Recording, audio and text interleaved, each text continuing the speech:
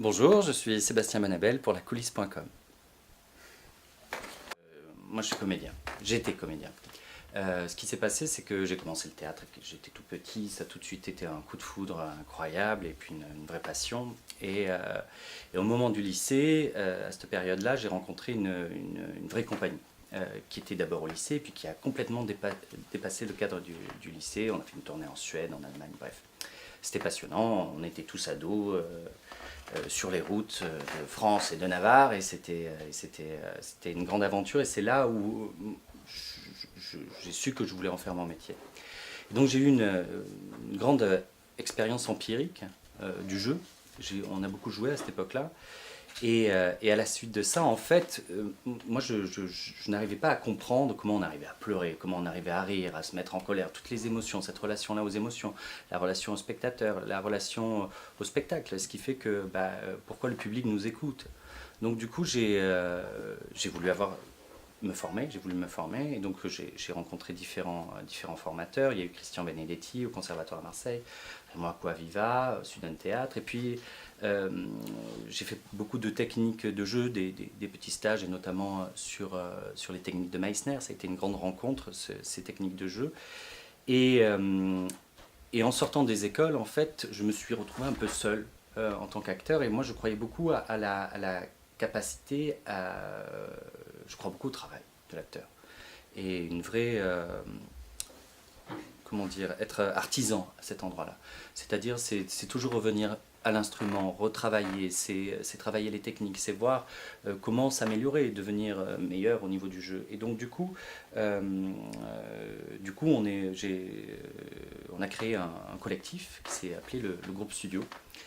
Et donc on s'entraînait toutes les semaines, 2 à 3 fois par semaine, et il y a eu un véritable échange en fait de techniques de jeu justement à ce moment-là, où chacun prenait à un moment donné la direction, et puis on allait échanger sur techniques de Lecoq, sur Tchekhov, sur Strasberg, etc., etc. Donc ça a été vraiment une période de recherche assez intense. Et moi, peu à peu, j'abandonnais complètement le métier d'acteur. C'est-à-dire que ce qui m'intéressait, c'était finalement le travail à l'état pur et l'expérience. C'est là notamment où j'ai rencontré Andreas Voutsinas, et qui m'a beaucoup apporté sur la dimension artistique de l'acteur. Parce que finalement, quand on va lire un texte ou un scénar, on va lire ça, et puis on se dit, bon, finalement, l'acteur, où est-ce qu'il se situe et quelle est sa dimension artistique? À quel endroit, finalement, ce n'est pas simplement un ouvrier, seulement un exécutant? Et à quel moment il va vraiment apporter quelque chose? Et donc, c'est dans cette qualité de travail, en fait. C'est comment est-ce que l'individualité artistique va ressortir? Et que c'est pas seulement des mots, c'est pas seulement des concepts, c'est une réalité. Et de voir justement toutes les techniques de jeu qui arrivent à ça. Et donc peu à peu, le groupe Studio,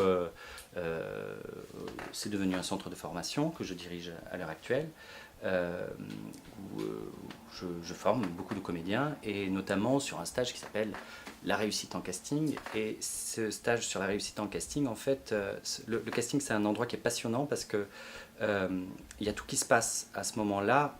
Il y a toute la qualité technique de l'acteur, sa dimension artistique, ses peurs, ses envies, tout ça se joue en l'espace de quelques minutes. Et donc c'est un moment qui est extrêmement intense, extrêmement riche, et où il y a beaucoup de choses qui se passent. Moi j'ai toujours été passionné par le cinéma. C'est la première chose, le premier média, ça a été vraiment ça, la télé, le ciné. Je suis vraiment un enfant de ça. Et après, il y a eu le théâtre, mais finalement, c'est cette chose-là qui m'a tout de suite touché. Ce qui m'a touché, c'est justement le jeu réaliste. Et en fait, c'est de voir dans la formation, c'est comment amener l'acteur, non pas dans une méthodologie, mais dans un processus de travail qui va l'amener à s'accoucher de lui-même, et comment faire en sorte qu'il va dépasser ses peurs, et que par le jeu, le travail, la technique, il va arriver à se révéler. Quand je suis spectateur d'une pièce, j'ai remarqué, quand le spectacle est très bon, je ne vois pas le temps passer. Il y a une relation au temps qui est très particulière. Et quand ça ne m'intéresse pas, quand ça ne me plaît pas, le temps est infini. Et parfois, il y a des pièces où il y a 2 répliques et ça y est, on sait qu'on va passer un très long moment. Et en fait, ça, c'est quelque chose, j'ai remarqué, qui n'existe pas à la télé. C'est-à-dire qu'à la télé ou au cinéma, évidemment, il y a l'effet du montage, il y a tout ce travail-là, il y a toute cette dimension qui va apporter finalement un rythme, une dynamique à l'histoire. Euh, Moi, c'est des choses qui m'interrogent beaucoup justement dans la position de spectateur. À l'heure actuelle, tout va très vite. Facebook, tous les réseaux sociaux, etc. etc. Et en fait, on a une relation à l'attention et à la qualité d'attention qui est très particulière. Moi, je vois dans ma journée, j'arrive à je pense à 20 milliards de trucs en même temps et c'est un peu l'enfer à l'intérieur du crâne. Et en fait, c'est comment amener le spectateur à ne pas s'ennuyer. C'est Peter Brook, un de ses livres, c'est Le diable, c'est l'ennui, je suis bien d'accord avec lui. Et c'est comment est-ce qu'on va arriver à finalement à amener le spectateur à l'heure actuelle, avec sa qualité d'écoute, avec son attention, à l'amener dans le spectacle. Et du coup, cette idée-là du montage est quelque chose qui est relativement forte, et en fait, c'est ce que je voulais amener sur le plateau. Euh,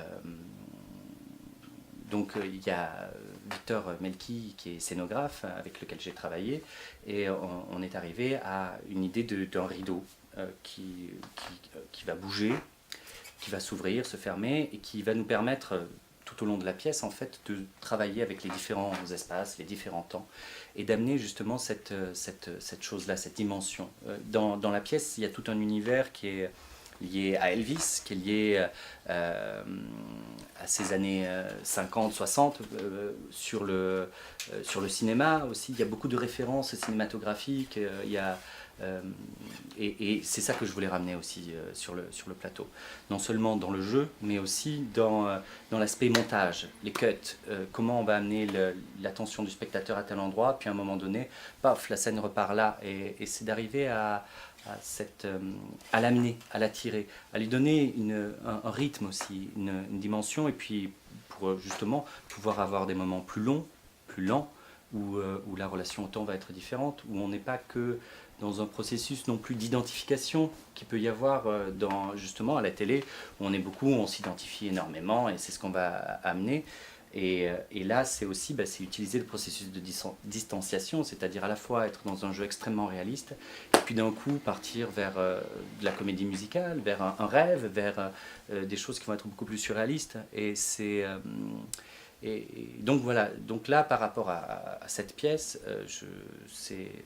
c'est ma qualité entre plein de guillemets de spectateur qui m'a amené à cette chose-là. C'est qu'est-ce que j'ai envie de voir et qu'est-ce que j'ai envie de voir et que j'espère que les autres ont envie de voir et comment transmettre en fait la dynamique de la pièce et ce que peut-être l'auteur a voulu raconter aussi en créant ces différentes scènes.